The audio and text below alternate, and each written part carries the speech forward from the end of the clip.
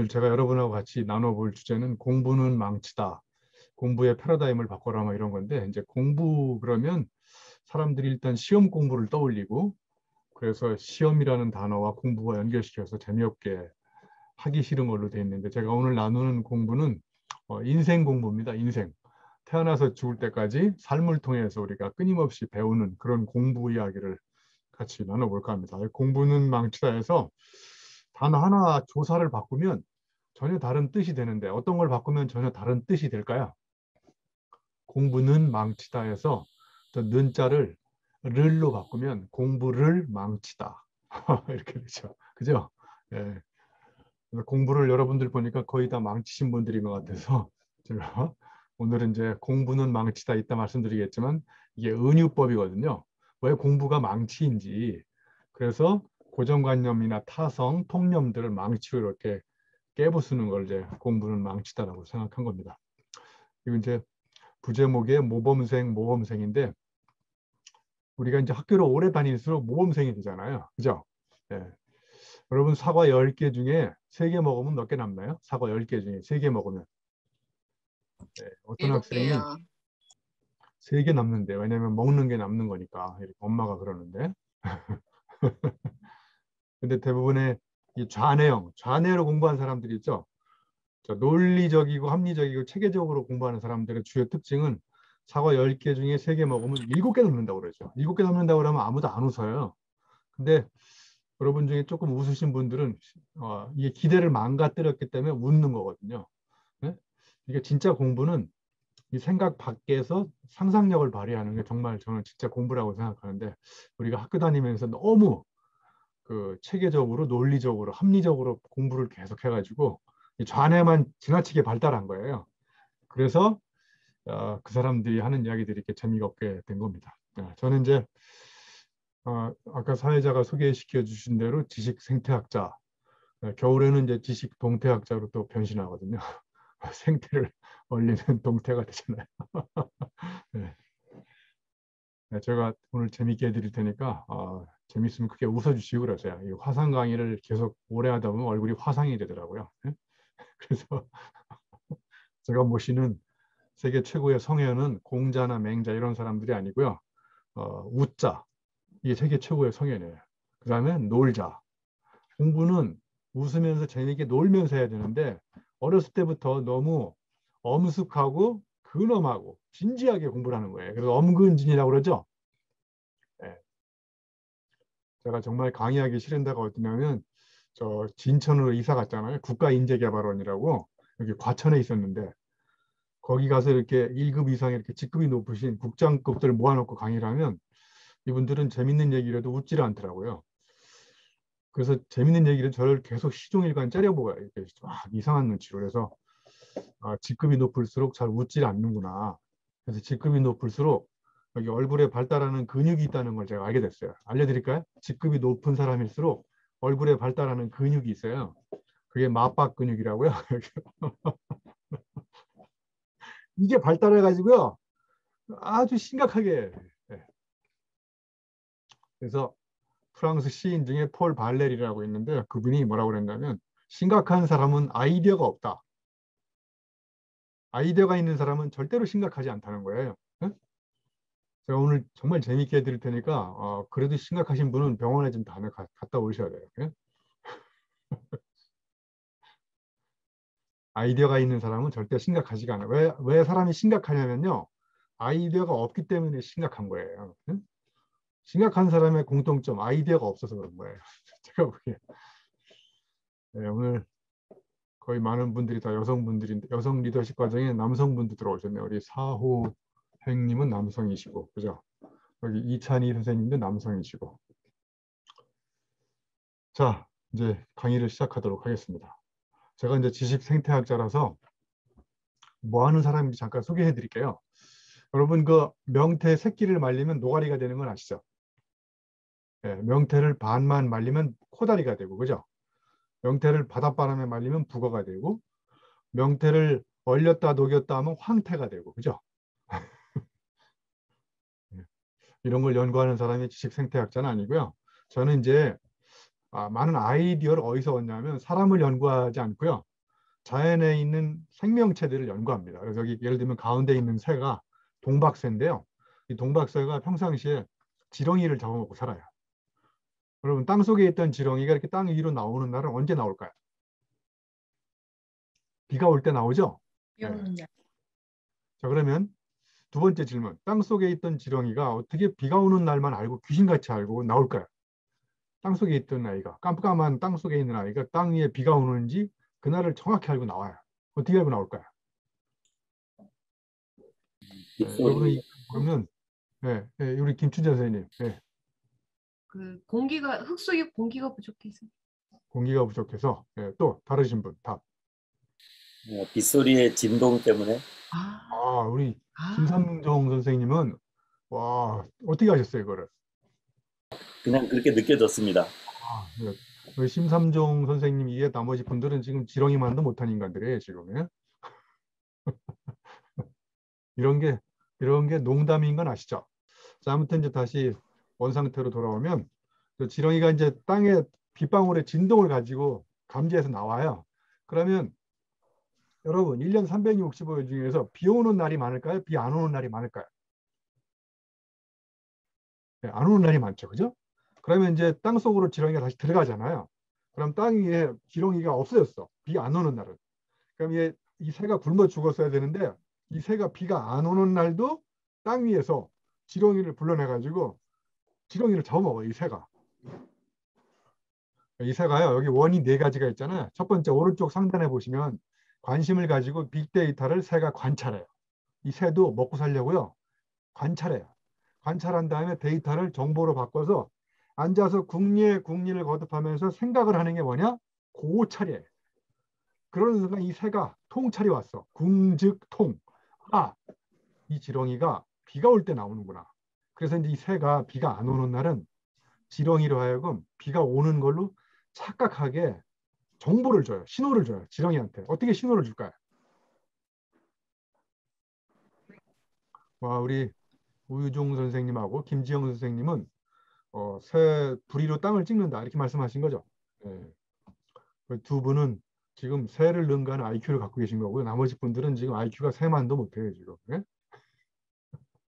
그러니까 이 새도 먹고 살려고 평상시에 지렁이 행동을 유심히 관심을 가지고 관찰, 고찰, 통찰해서 새가 지식을 개발한 거예요. 그래서 위기 상황이 왔을 때 그 위기를 극복할 수 있는 걸 평상시에 공부를 한 거죠. 자, 그래서 자료, 정보, 지식까지는 인공지능이 다 따라잡았어요. 안타깝게. 여러분이 지금 10년, 20년 동안 공부한 지식은 인공지능만도 못합니다. 잘못하면. 그래서 이제 왼쪽 상단에 보시면 지혜가 있어요. 책상에서 열심히 공부해가지고 지식을 쌓을 수 있지만 지혜는 절대로 책상에서 배울 수 없습니다. 지혜는 어디서 배우느냐? 몸을 던져서 바깥에 나가야 돼. 현장에 가서 실제 문제를 해결하면서 온몸을 던져서 시행착오도 겪어보고 체험도 해보고. 그래서 지혜 앞에 형용사가 실천적 지혜 이런 말을 아리스토텔레스가 만들었어요. 그걸 전문용어로 프로네시스라고 그래요. 프로네시스. 그래서 실천적 지혜를 공부하는 거예요. 그게 진짜 공부라는 걸 오늘 제가 알려드리려고 해요. 그래서 생태학자는 이렇게 자연에 있는 생명체들을 이렇게 관찰, 고찰, 통찰, 성찰해서 지식과 지혜를 뽑아가지고 사람의 생각을 바꾸는데 대입하는 학문을 제가 세계 최초로 융합 학문을 만든 거예요. 그래서 지식 생태학자는 전 세계에 저 혼자밖에 없어요. 네? 제가 말하는 것이 뭐 진리요 길이에요. 여기는 경쟁 상대가 없어요. 자, 그러면 잠깐 지식과 지혜의 차이점을 좀 더 예를 들어서 설명을 해보겠습니다. 자, 이렇게 원으로 끝나는 직업이 있고요. 가로 끝나는 직업이 있어요. 자, 그럼 두 직업의 뉘앙스의 차이를 한번 비교해 보세요. 이미지의 차이.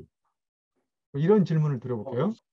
인공지능이 더 빨리 대체가 가능한 직업은 위의 직업일까요? 밑의 직업일까요? 네, 위의 위에 직업. 거요. 왜 그러냐면 위에 있는 사람들은 단순 반복적인 일을 더 많이 해. 그리고 지식을 많이 갖고 있고 밑에 있는 사람들은 다 그런 건 아니지만 어제와 다르게 이런저런 시행착오도 겪어보면서 지혜를 갖고 있어요. 그래서 더 쉽게 구분하면 위에 있는 사람들은 남의 집으로 죽어라고 출근해야 돼요. 밑에 있는 사람들은 자기 집이 있어요. 일가를 이루었기 때문에 자기 집이 있는 거예요. 이 사람들은 자기 집에서 지 맘대로 일할 수 있는 사람. 그래서 특히 여기 공무원들, 회사원들 앞으로 직업을 바꿔야 돼요. 회사 가자로 공무가 이렇게 직업을. 자, 그래서 이제 저는 산전수전 경험을 다 하면서 저 고향이 충북 음성인 건 아시나요? 음성에서 제가 중학교 때까지 수렵, 어로, 채취, 농경 생활하면서 살았어요. 응? 네, 코로나 양성 반응이 잘 안 나오는 동네가 충북 음성이라고 있어요. 응? 거기서 이제 그렇게 하고 농사도 짓고 그다음에 이제 제가 수도공고 다녔거든요. 공고. 제가 공고 나온 건 아시나요? 수도공고 다니면서 용접을 했어요. 아, 그것도 모르시는 거야. 고2 때부터 소주를 엄청나게 마셔가지고 소주를 못 마신 이런 아픔도 있고요. 그리고 제가 평택 화력발전소 갔을 때 2년 근무하다가 1년은 평택 송탄 이런 밤무대에 있을 때 한때 제가 주름 잡았던 사람이에요. 제 사연을 파고 들어가 보면 제가 이렇게 멀쩡해 보이는 대학 교수지만 다 해봤어요. 농공상, 농사도 져보고 공돌이도 해보고 장사하다 말아먹고 이런 산전수전 체험을 해서 공부를 한 거를 가지고 책을 아까 100권은 아니고요. 93권이 맞아요. 제가 93번까지 책을 썼어요. 이렇게 사하라 가서 울트라 마라톤 250km 마라톤을 뛰어보기도 했고 여기 사하라에서 마라톤 뛰어본 분 계신가요? 예. 대한민국에는 딱 두 가지 부류의 사람이 있어요. 저같이 사하라에서 마라톤을 뛰다가 죽을 뻔한 체험을 한 사람하고 여러분 같이 안 갔다 온 사람. 안 갔다 온 사람은 갔다 온 사람의 이야기를 자세를 낮추고 들어야 돼요. 그런 게 기분이 나쁘시면 갔다 오시면 돼요. 가는데 첫 번째 참가비가 300만 원. 마라톤 참가비만 300만 원이에요. 그리고 이집트 카이로까지 비행기 타고 왕복 항공료에 숙박비 다 합치면 1000만 원 들어요. 사하라에서 마라톤 뛰는데. 여러분 1000만 원 내시고 사하라에서 마라톤 뛰시겠어요? 안 뛰시니까 이렇게 되신 거예요. 저는 갔다 왔고. 저는 이제 카드를 긁고 갔다 왔거든요. 그래서 제 인생의 철학은 카드를 긁지 않으면 인생이 긁힌다. 이게 제 인생의 철학이에요. 여러분도 카드 한두 개 다 갖고 계시죠? 카드의 용도는 긁는 거예요. 예?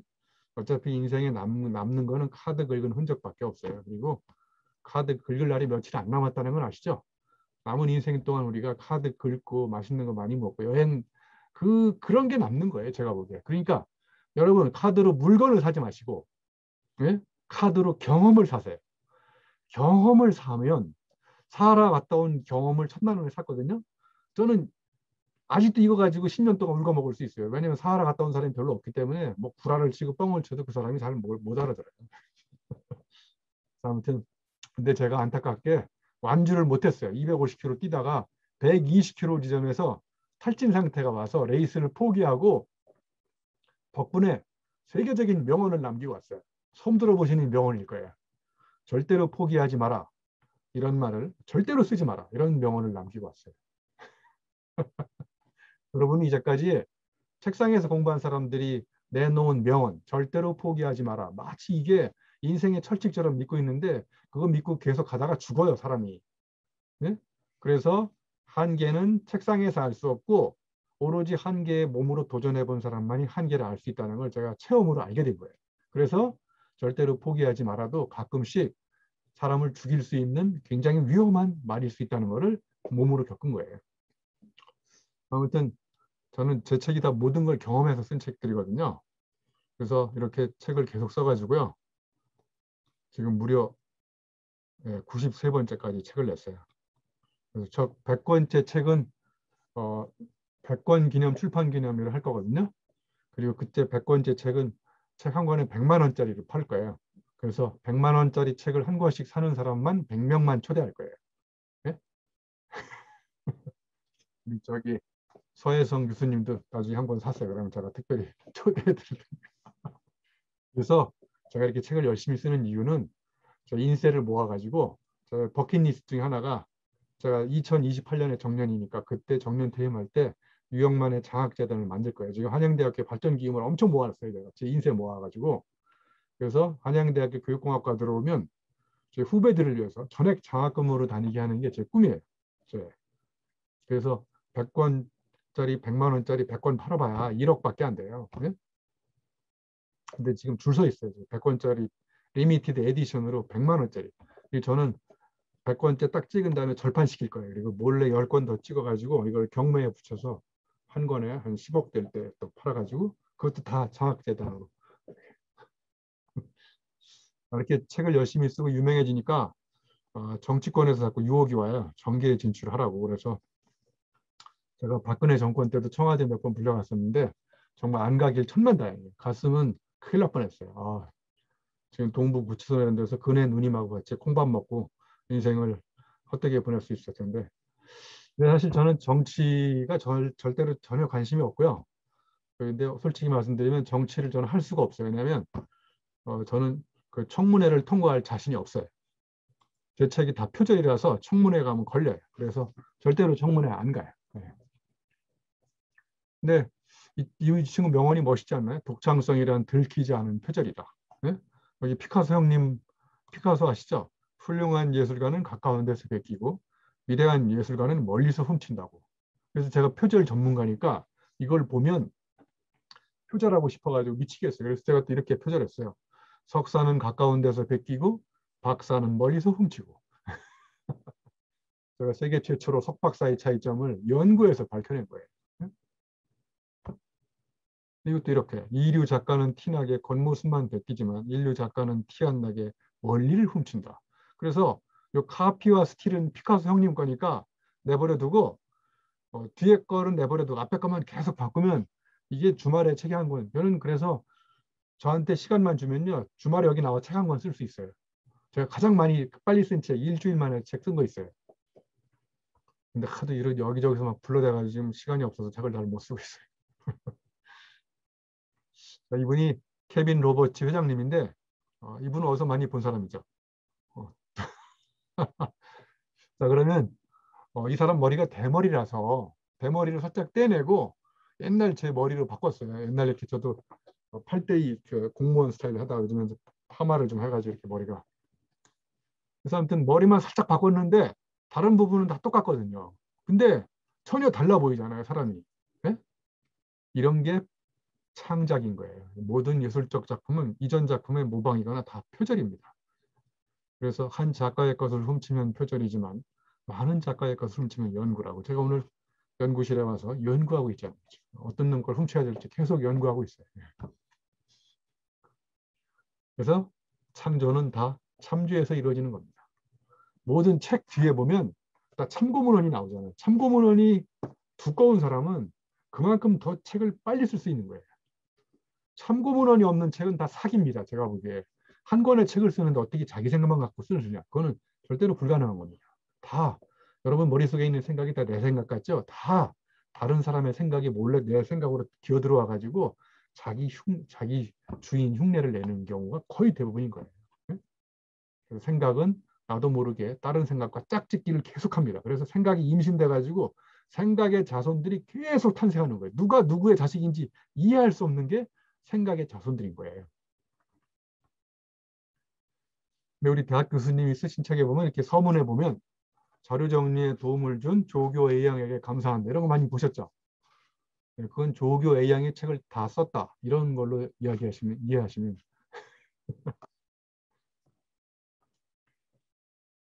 자, 제가 공부하면서 깨달은 3가지 메시지를 말씀드릴게요. 여기 알미 있고 삶이 있고 일이 있는데 가운데 오름이라는 게 있어요. 오름이 소금이라고 생각하시면 돼요. 소금이 알매도 끼얹어지고 삶에도 일에도. 그래서 저 3가지가 썩지 않게 만드는 방부제가 오름인데, 그래서 우리는 항상 알든 살아가든 일하든 오름이라는 잣대가 뭔지 그 오름에 비추어서 내가 공부하고 일하고 살아가야 되는데 어느 순간부터 저 오름이라는 잣대가 없어지기 시작하고 있어요. 그래서 제가 3가지를 말씀드릴게요. 공부는 야성과 지성의 합작품이다. 야성은요, 야생성의 약자거든요. 길들여지지 않는 사유가 야성입니다. 우리 대학 교수를 지성인이라고 그러나 야성인이라고 그러나요? 대학 교수. 지성인이라고 그러잖아요. 그죠? 지성인들의 가장 중요한 공통점은 99% 지루합니다. 다 그런 건 아니고요. 왜? 야생에서 직접 체험해가지고 터득한 지혜보다는 책상에서 공부해가지고 터득한 지식이 많기 때문에 그런 거죠. 응? 그래서 저는 1년 365일 매일 아침 30년 이상 매일 아침 운동하는 사람이에요. 예, 제 몸이 굉장히 좋아 보이지 않나요? 예. 왜냐하면 체력이 실력인 거고요. 체력이 없으면 근력이 없으면 뇌력을 쌓을 수가 없어요. 제가 보기에. 그래서 오늘 제가 말씀드리는 공부는 정신노동이 아니고 육체노동이에요. 이 세상에는요, 두 가지 부류의 사람이 있어요. 정신 나간 사람과 정신 차린 사람. 정신 나간 사람은 이 시련과 역경을 정신력으로 극복하려고 하는 사람이 정신 나간 사람이에요. 정신 차린 사람은 시련과 역경을 체력으로 극복하려고 하는 사람. 이 사람이 정신 차린 사람이에요. 그래서 여기 보시면 산삼보다 인삼보다 산삼이 더 비싼 이유는 야생에서 자랐기 때문에 그런 거죠. 목재보다 분재가 아름답지 않습니까? 예. 솔방울이 날아가다가 재수 좋으면 비옥한 땅에 떨어져서 목재처럼 이렇게 쑥쑥 자라가지고 목재는 목수한테 목숨이 끊깁니다. 근데 분재는 날아가다가 바위 틈에 떨어져. 그래서 막 비비 꼬여가지고 막 자라면서 분재 채집가한테 채집당해가지고 양지 바른 데서 평생 100년 해로하는 애가 분재. 그리고 화초는 비닐하우스 날아가면 얼어 죽지만 잡초는 야생에서 자라기 때문에 튼튼한 거죠. 콩나무와 콩나물은 한 글자 차이지만 엄청난 차이가 있지 않습니까? 하우스 배추와 노지 배추로 김치를 담그면 어떤 배추로 김치를 담그면 더 맛있을까요? 네? 물론 이제 입맛에 따라 다르겠지만 하우스 배추로 담그면 맛이 없고요. 노지 배추로 김치를 담그면 야생에서 자랐기 때문에 저는 스트레스가 엄청나게 받은 거예요. 비바람 천둥 번개 맞고 놀래고 막 그래서 그 얘를 스트레스, 여러분 스트레스에다가 영어로 스트레스 받은을 쓰면 스트레스에 ed가 붙어서 스트레스 트가 되는 거 아시죠? 네. 그걸 이렇게 뒤집으면 정확히 디저트가 됩니다. 디저트. 그러니까 저 노지 배추를 씻어가지고 씹으면 씹을수록 달콤한 게 제가 스트레스 많이 받아서 그런 거예요. 그리고 방목한 닭은 절대 병에 걸리지 않습니다. 베토벤 교향곡, 운명 교향곡이나 막 이런 거 듣고 노란한 닭들은 병에 걸리지 않는데 A4 용지 한 장도 안 되는 여기서 계속 사육당한 애들은 조루 인플루엔자에 걸리는 거죠. 근데 우리 아이들을 지금 사육하고 있습니까? 야생에서 방목하고 있습니까? 사육하고 있잖아요. 당신은 사육하는 학부모입니까? 교육하는 부모입니까? 학부모가 부모가 되는 유일한 비결은 학을 떼는 것이다. 이런 언어 유희는 잘 못 알아들으시는 것 같아서 다음부터는 안 쓰도록 하겠습니다. 자, 두 번째 우리가 공부는요. 재미와 의미인데 요즘 재밌어가지고 미치겠는 잠이 안 오시는 분 흔들어 보세요. 너무 재밌어가지고 월요일 아침에 출근할 때 심장이 떨리시나요? 월요일 아침에 출근할 때 다리가 떨리시나요? 여행을 가기 전날은 심장이 떨리는데 왜 회사 가기 전날은 다리가 떨릴까? 이게 이제 재미가 없어졌기 때문에 그런 거고 이따가 또 좀 더 설명을 드려볼게요. 그래서 진짜 공부는 재미와 의미가 만나야 되는데 어느 순간부터 우리는 재미는 없어지고 의미 있는 공부만 계속해요. 그리고 대학 교수의 정의가 재미없는데 의미 있는 강의를 한 학기 내내 하는 사람 있잖아요. 이게 대학 교수거든요. 예? 그리고 대학 교수의 정의가 쉬운 이야기를 어렵게 이야기하는 사람, 이런 사람들이 대학 교수라고. 예. 그래서 저는 재미와 의미가 동시에 만나는 게 진짜 공부라고 생각해요. 여기 보시면 대학 교수의 세 가지 부류가 있어요. 평범한 교수, 어려운 이야기를 무척 어렵게 설명하는 교수들. 이 사람 제일 문제. 저 마지막 봐보세요. 이 사람은요. 쉬운 이야기를 아무도 못 알아듣게 횡설수설하는 황당한 교수가 있어요. 보기 드문 교수는 어려운 이야기를 쉽게 풀어서 설득하는 교수. 응? 여러분이 파리학과 1학년에 입학하면 파리학 개론을 배우죠. 개론. 그죠? 혹시 개론 책 읽고 눈물 흘리신 분 계세요? 감동받으신 분. 경영학 개론, 심리학 개론, 교육학 개론.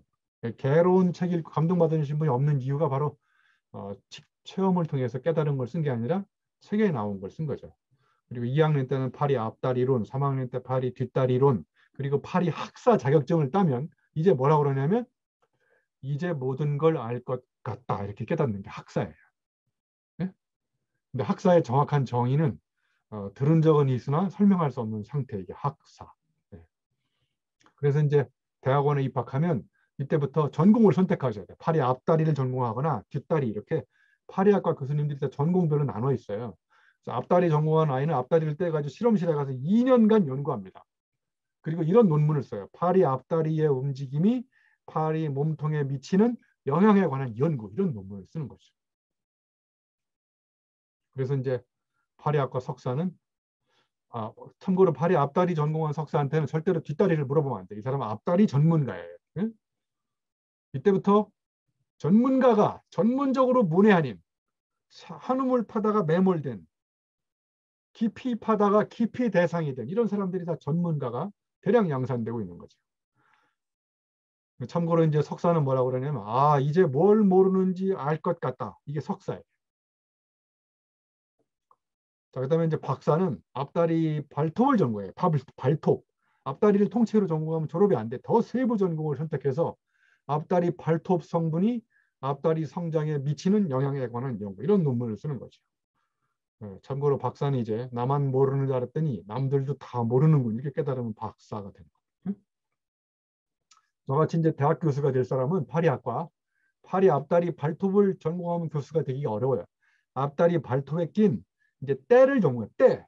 그래서 이제 파리 앞다리 발톱 때 학술대회에 가가지고 때에 관한 논문을 발표해요. 때도 학파가 있어요. 까만 때 학파, 노란 때, 이렇게 때끼리 학파가 나눠가지고 때에 대한 진리설이 다 달라요. 그리고 때끼리도 소통이 안 돼요. 그래서 이제 대학 교수는 뭐라고 그러냐면 어차피 모르는 거 끝까지 우겨야 되겠다, 이렇게 다짐하면 대학 교수가 된다는 설이 있어요. 그래서 우리가 공부를 계속할수록 정말 멍청한 인간이 된다는 거예요. 난 죄송하지만 파리 앞다리 파리에 대한 전문가는 대량 양산되고 있지만 파리를 전체를 통째로 아는 전문가는 없어지기 시작한다는 게 우리 교육의 심각한 문제예요. 그리고 대학 교수는 또 거지래요. 거지하고 교수의 공통점을 연구해 보니까 공통점이 굉장히 많아요. 첫째, 출퇴근 시간이 일정하지가 않아요. 교수하고 거지가 공통점이. 그리고 교수하고 거지 항상 뭔가 들고 다녀요. 교수는 가방, 거지는 깡통. 그리고 수많은 사람들을 만나면서 살아가. 오늘은 이렇게 여성 리더십 과정에 만나고요. 내일은 또 제가 다른 사람 또 만나고. 그리고 수입이 일정하지 않고 작년에 한 말 또 한다. 이것도 교수하고 거지의 공통점. 그리고 대학 교수하고 거지의 공통점은 항상 남한테 얻어먹고 산다. 교수하고 밥을 먹으면 밥을 안 사요. 교수가 거지라서 밥을 안 사는 거예요. 박사 우회하기가 밥사. 예? 밥사보다 더 높은 학위는 술사. 술사보다 더 높은 학위는 다사. 예, 이렇게 다. 나중에 김희경 대표님하고 저 서혜선 교수님 같이 나와서 다 사세요. 밥하고 술하고. 여기 강사료를 많이 주시면 제가 밥을 사겠는데 이 강사료도 쥐꼬리만큼 주고 그래서 제가 이거 김영란법이 생겨가지고요. 잘 나가는 대학 교수의 몸값의 상한선을 김영란이 정해놨어요. 예? 제가 삼성그룹 사장단 가서 김영란법 생기기 전에 사장단 가서 강의를 했는데 여러분 1시간에 얼마 받았는지 아세요? 여러분이 좌절할까 봐서 X는 안 밝힐게요. 근데 더 좋은 게 뭐냐면 거기 최지성 부회장님이 추석 명절 이런 명절 때 신라호텔에서 특급 와인 몇십만 원짜리를 삼성그룹 사장단 강의한 사람들한테 보내주는 거예요. 김영란 그 여인 때문에 그런 거 다 끊겼어요. 지금 선물이고 뭐고. 김영란법 없애야 되겠어요. 자, 세 번째 메시지는 이 공부를 한다는 게요. 개념과 체험을 같이 하는 거거든요. 여러분, 첫 번째, 개념이 없는데 체험이 많은 사람 있죠? 체험이 엄청나게 많아요. 그런데 그걸 표현할 수 있는 개념이 없으니까 그냥 썩는 거예요, 몸에서. 표현이 안 돼, 외부로. 그게 창조가 안 되는 거예요. 두 번째는 체험은 없는데 책상에 앉아가지고 공부를 열심히 하고 개념을 엄청나게 습득한 사람이 있어요. 그런 사람들 이야기 들으면 재미없는 이유가 자기의 체험적인 해석 틀로 녹여낸 게 없기 때문에 그런 거예요. 여러분, 구멍가게 아주머니하고 경영학과 교수님하고 구멍가게를 경영시키면 누가 더 잘할까요? 구멍가게 아주머니가 더 잘하죠. 경영학과 교수는 자기가 전공한 것밖에 몰라요. 인사, 조직, 구매, 생산, 품질, 마케팅 자기 전공에 또 파고 들어가가지고 파리 앞다리 때를 연구해가지고 이 파리 앞다리 발톱에 뗀지 돼지 발톱에 뗀지도 모르잖아요. 근데 구멍가게 아줌마는 혼자 다 하시잖아요. 경영의 모든 거. 인사, 구매, 생산, 회계, 품질, 홍보, 마케팅. 최고의 경영자. 그래서 경영학자가 경영자가 되는 유일한 비결은 학을 떼는 것이다. 이런 말이 있어요. 지식 채널 동영상에 보면요. 경험은 안주인이다라는 동영상이 있어요. 여기에 보면 이제 초기에 이런 키케로의 명언이 나와요. 세상이 타락했다. 잡것들이 너나 할 것 없이 책을 내려고 한다. 그래서 잡것 첫 번째 사례. 여러분 허먼 멜빌이 쓴 소설 백경 아시죠? 이번 포경선 선언이었어요. 잡것. 포경선 선언의 힘든 노동 체험을 가지고 세계적인 소설 백경을 쓴 거예요. 잡것이에요. 우체국 직원이었어요. 프란츠 카프카. 낮에 중노동을 하고 밤에 피곤함을 무릅쓰고 노동했던 거를 책으로 쓴 거예요. 이 사람은 세관원 직원. 13살 때 아버지 돌아가신 분. 올리버 트위스트, 찰스 디킨 다 불우한 잡다한 경험을 한 게 명작을 쓰는 비결이 됐다는 거예요. 그래서 지식 채널 동영상 끝에 이런 말이 나와요. 잡것들이 아니고서야 누가 책을 내려. 잡것들이 싹 지워지고 작가들로 바뀌는 거예요. 제가 이렇게 평범한 대학 교수지만 책을 거의 100권째 이렇게 가까이 이렇게 쓰는 원동력이 저도 잡것이기 때문에 그런 거예요. 잡다한 경험을 많이 했기 때문에. 산전수전, 공중전, 수중전, 파전까지 다 먹었어요. 저는. 자, 그래서 오늘 이제 주제는 이겁니다. 어떻게 하면 우리가 모범생에서 모범생이 될까? 첫 번째, 단점을 보완하는 교육을 하지 말고 내가 잘할 수 있는 강점을 강화시키자. 그래서 남하고 비교하면 비교할수록 비참해지지만 어제의 나와 비교하자. 그래서 첫 번째 메시지는 남보다 잘하려고 하지 말고 전보다 잘하자. 두 번째, 문제 내는 인생을 살아야 된다. 이제까지 우리 교육이요. 정답을 찾는 방법을 가르쳤어요. 정답을 찾는 거는 인공지능이 더 빨리 찾아냅니다. 그래서 앞으로는 문제를 잘 내는 인재, 이걸 전문 용어로 문제아라고 합니다. 문제아. 네? 자, 그리고 너무 우리가 아이들이 지금 온실 속에 화초 재배하듯이 길러가지고 방법을 구체적으로 가르칩니다. 구체적으로 가르치면 가르칠수록 절름발이 아이가 탄생해요. 그래서 스스로 방향을 탐색하게. 방법은 가르치지 말아야 돼. 제가 보기에. 궁극적으로 방법은 자기가 알아내야 이게 진짜 내 공부가 되는 거예요. 그리고 너무 결과 중심, 사전에 철저하게 계획을 세우는데 이제 여러분 생각해 보세요. 계획대로 되는 거 별로 없습니다. 난반사의 예측 불허의 사건, 사고가 발생하는 거. 진짜 공부는 우연히 깨닫는 거예요. 그리고 지행일치에서 지행합일로. 지행일치는 우리 교육을 지배하는 패러다임이었어요. 뭐냐? 책상에서 열심히 공부한 다음에 많이 알면 안 만큼 행동할 것이라는 전제로 교육을 하는데 여러분도 아는 만큼 행동하시나요? 여러분 이걸 알아두셔야 돼요. 몸은 머리의 명령을 듣지 않는다. 여러분 머리가 여러분한테 운동하라고 그러죠? 머리가 명령을 내린 대로 몸이 따라줍니까? 네. 알람을 3개 맞춰놓고 차량을 끈 다음에 잠시 생각을 하는 거죠. 운동을 해야 될까? 아, 어제 회식을 해서 내일부터 해야지. 이렇게 이제 생각을 시작하면서 운동이 안 되는 거예요. 제가 30년 이상 매일 운동하는 비결이 뭔지 아세요? 아주 간단하게 얘기하면 저는 이제 나이가 들어서 그런지 알람때가 되기 전에 눈이 깨져요. 옛날에는 알람을 딱 끄고요. 단 1초도 생각을 하지 말아야 돼. 그냥 바로 일어나서 바깥으로 나가야 운동할 수 있어요. 알람을 끈 다음에 1초 이상 생각이 시작된다. 아, 그건 운동하기 거의 불가능에 가깝다고 생각하시면 돼요. 그러니까 진짜 공부는 몸과 마음이 하나로 움직여서 알미, 함, 두잉 속에서 일어나는 거예요. 하면서 알고 알면서 행동하고. 이게 분리되지 않아야 되는 거예요. 근데 우리 교육은 선지후행이라고 했죠. 선지국이 아니고요. 선지. 먼저 알고 후에 행동하고. 그러니까 머릿속에 지식이 꽉 차일수록 몸은 움직이지 않아요. 자, 그 다음에 이제 마지막엔요. 너무 목표 중심, 성적 중심으로. 성적을 뒤집으면 뭐가 됩니까? 적성이 되잖아요. 네? 그래서 저 1번에 있는 강점을 찾아서 하는 거하고 비슷하게 이제 너무 목표 중심으로다가 목숨이 날아가는 거예요. 우리가 불행한 이유, 목표 중심으로 살기 때문에 불행한 거예요. 굉장히 도발적인 메시지예요, 이거는. 여러분이 목표를 필요 없다가 아니라 너무 우리가 목표 달성하려고 하다가 목표 달성하면 행복해야 되는데 목표 달성하면 또 목표가 또 생겨.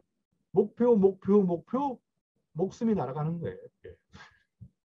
그러니까 목표를 달성하는 과정에서 재미있고 신나는 이런 각성 사건들을 많이 경험하면 그 자체가 결과에 관계없이 행복해야 되는데 왜 우리 사회는 자꾸 결과와 목표를 강조하고 있는지 모르겠어요. 그렇다고 해서 결과가 필요 없다가 아니라요. 과정이 재미있으면요. 저절로 결과가 신나게 나오는 거예요. 제가 재미있게 책을 써요. 막 책 쓰는 게 너무 재밌어요. 그리고 강의하는 것도 재밌어요. 이렇게 강의하고 재밌게 하는데 여러분들이 저한테 또 용돈을 주잖아요. 제가 막 재밌게 책을 썼는데 밤새도록 술 마시거든요. 제가 술 마시는 동안에도 누가 제 책을 사잖아요. 그러면 제 통장에 인세가 들어오고. 이게 다 부산물인 거예요.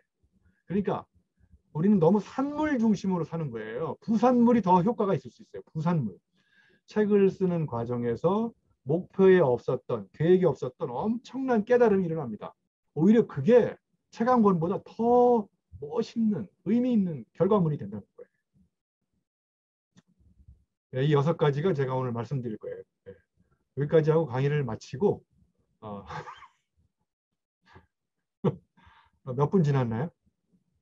8시 12분. 제가 몇 분까지 강의하면 되는 건가요?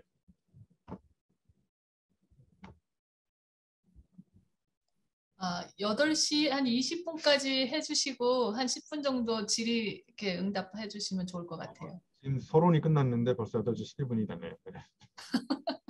근데 뭐 제가 얘기하려고 하는 건 거의 다 얘기했으니까 이제 하는 때까지 한번 해보죠. 뭐. 저기 동물학교에 토끼하고 참새가 오리가 입학을 했는데 첫날 교과목이 수영하기인데 수영은 누가 제일 잘할까요? 오리가 잘하겠죠. 그죠? 그러면 토끼는 수영을 못하거든요. 그럼 토끼 엄마가 오리하고 비교를 해. 야단을 치는 거야. 야, 옆집에 오리는 저렇게 수영을 잘하는데 너는 바보 아니냐고. 그래서 토끼를 데리고 여름방학 때 저 괌으로 특수 과외 받으러 갔다 왔어요. 토끼 수영 배우러 갔다가 토끼 죽을 뻔했어요. 누구 때문에 죽을 뻔했냐면 엄마 때문에. 여기서 중요한 거. 엄마 때문에 토끼는 죽을 뻔했어요. 근데 희소식이 생겼어요. 토끼가 갔다 왔는데 눈 오는 날 산등성에 올라가는 교과목이 생겼어요. 누가 제일 신날까요? 토끼가 신나고 오리는 여러분 겨울에 오리가 눈 오는 날 산등성에 올라가는 오리 보셨나요? 이번에는 오리 엄마가 토끼하고 비교를 해. 옆집에 토끼는 저렇게 날아다니는데 너는 바보 아니냐고. 이번에 이제 오리 엄마가 겨울방학 때를 기다렸다가 알래스카로 오리를 데리고 가서 빙벽타기 훈련 갔다 왔어요. 거기 가서 제 물갈퀴 찢어지고 관절염 동상 걸려가지고 죽을 뻔했어요. 누구 때문에? 엄마 때문에. 여러분 고진감래 이런 말 믿지 마세요. 고진감래 고생 끝에 통증밖에 안 와요. 신경통, 관절염, 디스크. 응? 자연에 있는 모든 생명체는 절대로 남하고 비교하지 않는데 태어나서 죽을 때까지 남하고 비교하는 유일한 동물이 있어요. 그 동물 이름이 뭔지 아세요? 사람이에요. 사람. 사람만 죽어라고 비교하는 거예요. 남하고. 응? 우리 교육이 갖고 있는 심각한 문제, 비교 때문에 망하는 거예요. 어느 목욕탕 간판에 이런 말이 써 있어요. 사람은 다 때가 있는 법이다. 네? 때가 되면 아이들이 꽃이 핍니다. 여러분 자연에 가보세요. 때가 되면 꽃이 피잖아요. 그걸 교육을 시켜가지고 강제로 야 너네들 3월달에 꽃 다 펴. 이게 교육이잖아요. 지금 한꺼번에 다 꽃 피게 만드는 거. 네?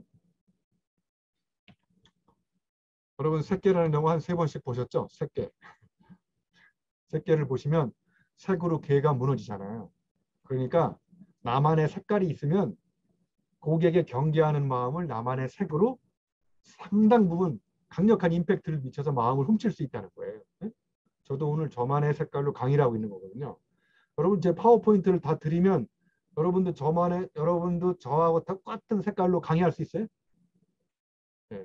저마다 사람은 삶의 색깔이 다 다른 거예요. 좋고 나쁜 게 아니라 색이 다 다른 거예요. 그래서 색달라지면 저절로 남달라지는데 왜 우리는 죽을 때까지 남달라지려고 노력하다가 내 색깔을 없애버린 거예요. 그래서 이 세 단어는 동의어입니다. 나다움, 색다름, 아름다움. 아름다운 사람은 자기만의 독창적인 색깔을 갖고 있어요. 그 사람은 자기답게 사는 사람이에요. 나다웁게. 네? 여러분 고스톱 칠 줄 아세요? 고스톱에서 3점이 나면 스톱을 걸 수 있는데 3점이 나는 방법이 여러 가지가 있어요. 여기 사사구통이 뭐냐 하면요. 사사구통. 5끝짜리 띠 5장 따야 1점인데 4장 땄으니까 1점이 안 돼. 그죠? 10짜리 5장 따야 1점인데 4장 땄으니까 1점이 안 되고 여기 9가 뭐예요? 9. 껍데기 10장 따야 1점인데 9장 땄으니까 1점이 안 돼요. 근데 이 사람 무려 17장 땄는데 몇 점이에요? 빵점. 근데 옆에 사람은 광 3개 갖다 놓고 스톱 걸었어요. 광 3개. 그래서 3장 딴 사람이 17장 딴 사람을 이기는 전략. 고 스톱이에요. 그러니까 무슨 이야기냐면 우리 아이들이 지금 17가지를 다 잘하려고 하다가 장렬히 전사하는 거예요. 내가 잘할 수 있는 2-3가지의 힘과 에너지를 집중해서 저 제목에 써 있잖아요. 강점을 강화해야 되는데 약점을 보완하다가 인생 망하는 거예요. 토끼가 수영을 배워가지고 오리를 절대 따라잡을 수 없는 거예요. 그래서 제가 개발한 세계적인 이론이 GS2 이론이라고. 이게 뭔지 아세요? GS2 이론. 고스톱에서 2등이 돈 따는 경우가 없다. GS2 이론이에요. 제가 개발한. 예?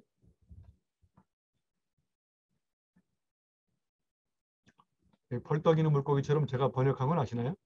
IMF 때 번역해가지고 이게 100만 권 팔린 책이에요. 분당에 집을 사는데 많은 도움을 받은 책이에요.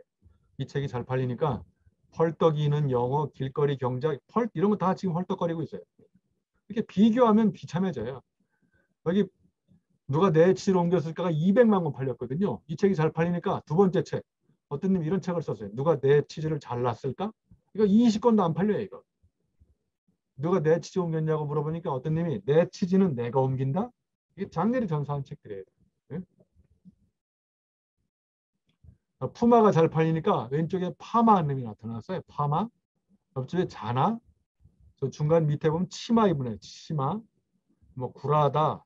뭐 놀스코리아, 빈곤. 네, 이런 거 다 아메티를 따라서 비교하다가 다 망한 꼴이에요. 자, 질문에 대해서 하겠습니다. 메리 올리버가 우주가 우리에게 준 2가지 선물이 사랑하는 힘과 질문하는 능력이래요. 여러분, 사랑하는 힘과 질문하는 능력은 2가지 능력이 아니라 1가지 능력입니다. 왜냐하면 여러분 한번 생각해 보세요. 여러분 옛날에 누군가를 사랑할 때 질문이 많았어요? 적었어요? 질문이 많았죠. 네, 집에 잘 들어갔는지, 그죠? 밥은 먹었는지, 비 오는 날 우산을 갖고 출근했는지, 예? 처갓집에 땅은 얼마나 되는지 이런 거 다 궁금하지 않았나요? 근데 어느 순간부터 질문이 없어졌어요. 제가 죄송하니 욕 좀 할게요. 밥은 처먹었는지, 뭐 자빠져 잤는지, 땅은 팔아먹었는지. 예? 왜 그러냐? 사랑의 끝은 질문이 없어진 상태다. 사랑이 식으면 질문이 없어지고 무관심하고, 예? 관계 속에 경계가 생겨서 무성한 잡초가 자라기 시작하는 거예요. 예? 그래서 직장인은 자기 일을 사랑하지 않아요. 직장인은 질문이 없어진 사람이야. 틀에 박힌 방식으로 일을 하기 때문에 재미없는 거고, 장인은 자기 일을 너무너무 사랑해. 그러니까 질문이 엄청나게 많아요. 집에 안 가요, 쟤는. 일이 너무 재밌으니까. 노동의 현장이 아니라 일터가 놀이터니까. 이만큼 공부에서 질문이 중요한 거예요. 자, 여러분 질문 드려볼게요. 개미 다리는 몇 개인지 빨리 채팅창에 답을 쓰세요. 개미 다리는 몇 개일까요? 개미 다리. 네, 빨리 써보세요. 답을. 6개. 6개. 아, 4개짜리도 있고. 8개라고 쓰는 사람은 다행히 없네. 이 앞에 있는 개미 머리에 붙어있는 다리가 아니고 더듬이라는 거예요. 더듬이. 어떤 사람은 개미 다리가 8개래요. 그럼 개미한테도 좀 관심을 가주세요. 네? 자, 그러면 진의 다리는 몇 개일까요? 진의 다리. 진의 다리는 여러 개예요. 여러 개. 뭘 또 세려고 그래요. 여러 개. 네? 그런데 개미가 지네한테 물어봤어요. 질문이 호기심이 생겨가지고 지네한테, 야 지네야, 너는 저 수많은 다리 중에서 어떤 다리를 첫 발로 내딛냐 걸어갈 때. 그때 지네가 깜짝 놀랐어요. 왜 깜짝 놀랐냐면 지네는 한 번도 생각해 본 적이 없어요. 그냥 생각 없이 걸어 다녔어요. 그런데 지네가 가다가 길을 멈춘 이유는 개미한테 난생 처음 질문을 받았기 때문에 가던 길을 멈춘 거예요. 우리는 지네 같은 인생을 살고 있어요. 아무 생각 없이 걸어 다녀요. 그래서 진짜 질문이 사람을 행복하게 만드는 거예요. 보이나요? 안녕하세요. 지식생태학자 유영만 교수입니다. 저는 시험을 볼 때 학생들에게 문제를 스스로 내게 합니다. 얼마나 멋진 문제를 냈느냐를 보고 성적을 매기기도 하는데요. 좋은 문제를 낼 수 있다는 건 이미 그 분야를 제대로 파악했다는 의미이기 때문입니다. 수업 시간에는 학생들이 수업을 이끌고 때로는 제가 학생들에게 많은 것을 배우기도 합니다. 함께 고민하며 문제를 만들고 좌충우돌하며 답을 찾아 나가기. 공부의 진정한 재미는 바로 여기에 있지 않을까요?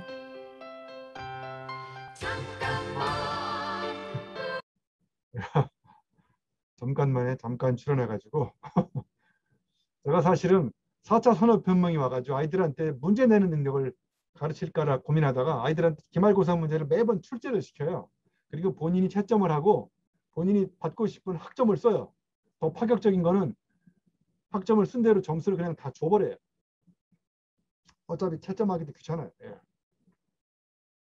그래서 제가 강의평가 지지난 학기 2과목 다 100점 만점 맞았어요. 한양대학교 정교수가 2,000명인데요.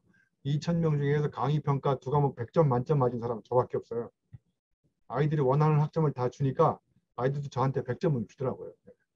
앞으로는 정년 퇴임할 때까지 계속 이렇게 할 거예요. 저희 채점하기도 귀찮고 뭐